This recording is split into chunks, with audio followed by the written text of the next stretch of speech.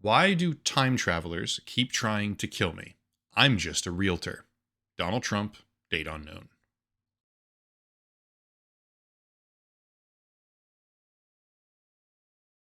That's not a real quote, by the way. Over the next few days, weeks, or even years, possibly a whole lot of people are about to think it is. But in reality, the quote is built on satire. Donald Trump never said this. And yet, in 2026, I have the monumental pleasure of examining a conspiracy theory that deals with time travel, assassination, NASA, and the concept of social media prophecy. On the one hand, it's patently absurd. But on the other, when you take the time to actually go down the rabbit hole, it is fascinating. Let's begin top down with a bird's eye view of the entire situation. The White House Correspondents' Dinner, organized by the White House Correspondents Association, WHCA, is a long standing journalistic tradition, a black tie gala, as well as a fundraising event, typically occurring on the last Saturday of April. Across recent history, every single sitting president since 1924 has attended this gala, every single year, and yet Donald Trump is the only exception, who has never attended the event in either of his two non consecutive terms. That is until now. On April 25th of 2026, over 100 years after initial inception, the White House Correspondents' Dinner takes place at the Washington Hilton Hotel, this time with Donald Trump attending, and what follows is a moment of history. YouTube is incredibly severe when talking about these topics, so forgive me as I use placeholder language. At the dinner, there is a would-be assassin. What he used, the tools, the methods, motivation, none of it matters, at least not for us today. But the goal that he had was the annihilation of existing administration officials.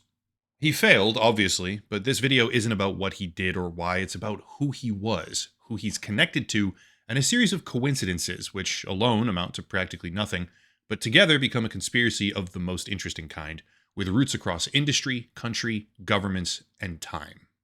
Cole Thomas Allen. That's who we're talking about right now. A would-be killer, a political dissident, perhaps an agent of a foreign nation. At this point, we honestly don't know. We might never know. But none of that matters for us because the conspiracy isn't motive or allegiance. The conspiracy is time itself. Cole Allen, from what we know, appears to be a graduate of the California Institute of Technology, Caltech. For anyone who's not aware, Caltech is a world-renowned, prestigious elite institution in the world of science and engineering. It's the best of the best, and this would-be assassin graduated there. His background was primarily mechanical engineering, it would seem, and yet the most important breadcrumb in a trail of potential clues exists even further back than his graduation. In 2014, Cole Allen participated in something called a JPL Research Fellowship, JPL standing for Jet Propulsion Laboratory over at NASA, and these two factors combined, time frame and location, are critical. If nothing else, keep three things in the back of your mind: the name Cole Allen, the year 2014, and NASA. Let's take a turn now, moving to the world of social media. I want to show you an account. Henry Martinez, display name Henry Ma 795-61893. This account was created in December of 2023. It has no posted activity whatsoever, save one tweet with one name, Cole Allen.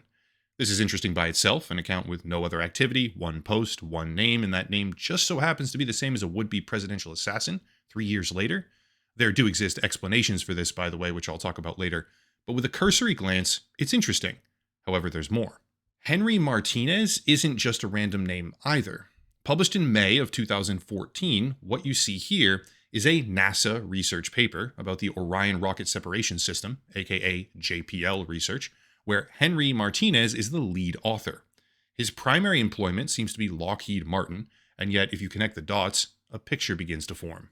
3 years before a man named Cole Allen infiltrates the White House Correspondents' Dinner with lethal intention, an account named Henry Martinez sends one tweet containing the name Cole Allen, nothing else, except Henry Martinez isn't a random person. It's a Lockheed Martin / NASA engineer who was in the same program right about the same time as Cole Allen. In 2023, presumably, these two people could have known each other. And suddenly the idea of random coincidence gets a whole lot more interesting. Next up, we have this, the banner photo for the Henry Martinez account, which appears to be, on a surface level, abstract color, nothing more. However, as the conspiracy intensified, the origin of that image became highly scrutinized. It turns out that the artwork had existed at least as far back as 2022, seen here on a WordPress website called, quote, Time Machine 3D Digitization. Extrapolating the image itself, we can see this here, and as the hours passed by and the conspiracy deepened dramatically, comparisons began to form rapidly. This image became widely subjected to various different overlays. Images from Butler, Pennsylvania, the location of yet another assassination attempt. Pictures of Trump at the White House Correspondents' Dinner with a bow tie and suit, and all sorts of similar material. Some of these rudimentary videos garnered tens of millions of impressions overnight, and yet, even as the quality of the coincidences went down, the relative interest in all of it went up. Running in parallel, or in the background, I should say, to all of this over preceding weeks, specific media outlets had begun bombarding the airwaves with a story about disappearing scientists. According to rumor and various different news reports, there were 11 such cases, working in a variety of fields such as jet propulsion at NASA's JPL and astrophysics at Caltech University. These scientists had become the subject of concern, so much so that the FBI itself was now apparently investigating on concerns of national security, and that sort of backdrop, if you will, became a perfect catalyst for the conspiracy of time travel. It turns out that one of those scientists, Amy Eskridge, had made very public claims about the discovery of anti-gravity technology and also authored text messages prior to her death reading, quote, "If you see any report that I killed myself, I most definitely did not. If you see any report that I overdosed myself, I most definitely did not. And if you see any report that I killed anyone else, I most definitely did not." End quote. Take all of these things together, and what are we talking about right now? We're talking about a perfect storm. It starts with media headlines about missing scientists. Then the FBI and the White House validate those claims. Soon after, a correspondence dinner takes place where Trump was never previously in attendance, and suddenly there's a perpetrator. That perpetrator isn't just alone, it turns out. He's a person with a technical, highly sophisticated background who interned at NASA, JPL, and at the same exact time, one of the scientists he presumably may have interacted with allegedly authors a prescient, nearly prophetic tweet years in advance simply stating his name, nothing else. And it just so happens that the numbers behind the Twitter name, 795-61893, add up to 48. Donald Trump is the 47th president right now, making 48 the number we would be on had the attempt succeeded. The number of coincidences in play is astronomical. However, the purpose of this video is not blind speculation. I'm not here to validate or reinforce existing conspiracy. It's fun, certainly, to indulge in that type of arena, but the real purpose of the video is information, and with that in mind, it is my duty, my obligation really, to discuss what's called a sybil attack. Sybil attacks are an interesting thing. Anyone frequenting social media has probably encountered one, but the simple explanation is that they rely on a multitude of small, innocuous accounts, or claims in this case, as an effort to subvert authenticity. An excellent example would be Polymarket or Kalshi, social betting websites, or even a regular casino for that matter. Imagine a person who takes $10,000 in $10 increments and opens 1,000 separate betting accounts. With those accounts, this user then bets the entirety of their $10 over and over and over. If they win, they bet $20 now, double or nothing. If they lose, they just close down that particular account. And over time, bet after bet, win or loss, the number of accounts that they still have active goes down. Eventually, if they bet the entire balance every time they wager on any given account, they'll be left with one or two, maybe three accounts on a good day, where the $10 initial bet has been doubled successfully and doubled again and again and again, over and over to where $10 is now over 1,000, let's say. In a very literal sense, the person has taken $10 and turned it into, let's say, $1,200. But the mechanism to do this was buckshot. They spent $10,000 so that one singular account would appear, with no outside context or knowledge of statistics, one account would appear to be a profit, guessing again and again and again, finding only the repeated correct outcome sequentially. Of course, this happened only as the result of pure chance, but a hefty number of people witnessing the results afterward fail to see that. Ultimately, they use that illusion of credibility to gain income. Maybe it's people copying them with their bets. It could be referrals. That's a very, very common one, right? You put your referral link and say, I found this account that has traded perfectly for the past 15 trades and never gotten a wrong answer. And then everybody who clicks it and signs up thinking that they can do the same thing, obviously, you get a commission for that. It could be sponsors. I don't know. It doesn't matter. But the method of losing thousands of dollars to brute force a select few accounts that then appear to be clairvoyant is profitable. And if you browse Facebook or Twitter or Instagram, you have almost certainly seen this technique in action on your feed. Maybe you didn't know it at the time, maybe you didn't care, but you've seen it. I promise you that. Here's the kicker.